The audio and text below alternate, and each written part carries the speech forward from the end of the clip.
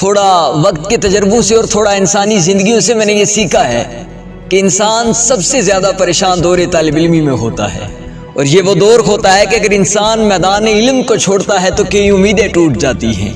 وہ امید جو ماں نے بیٹے کے روشن مستقبل کے لیے لگائی ہوئی تھی، وہ امید جو باپ نے بیٹے کے افسر بننے پر لگائی ہوتی ہے، انسان اکثر اس لڑائی کو لڑتے لڑتے میدان میں جب تھک ہار کر گرتا ہے،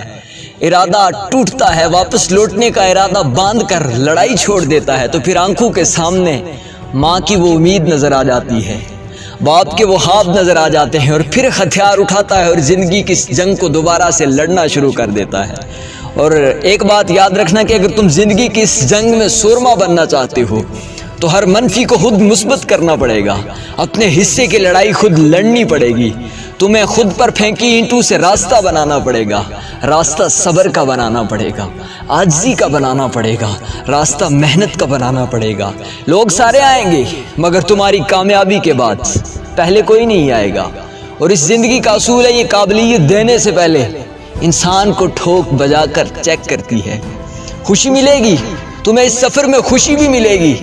لیکن ہر غم کے وقفے کے بعد خوشی آئے گی، اور زندگی اسی کا نام ہے کہ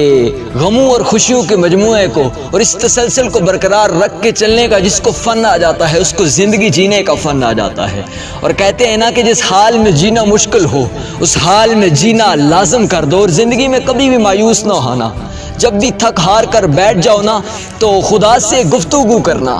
ادب کی جستجو کرنا، کہ یہ اکثر ہو بھی جاتا ہے کہ بندہ کھو بھی جاتا ہے، اور مقدر کو برا جانو تو یہ سو بھی جاتا ہے۔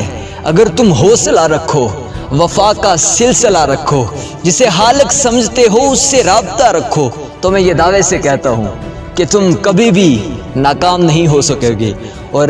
آپ کے ایک کا بدلہ وہاں 70 گنا بڑا چڑھا کر دیا جاتا ہے۔ اگر آپ کے پاؤں میں ایک کانٹا چبھتا ہے نا تو مالک اس کا بھی بدلہ دیتے ہیں، آپ کے گناہوں کا کفارہ ادا ہو جاتا ہے۔ اگر زندگی میں ایک غم آتا ہے نا تو سوچو پھر اس کا کتنا بدلہ ہوگا، اور اگر تمہاری زندگی میں غموں کے ڈھیر ہیں تو یقیناً خوش ہو جاؤ کہ تمہارے لیے بدلے بھی بڑے ہوں۔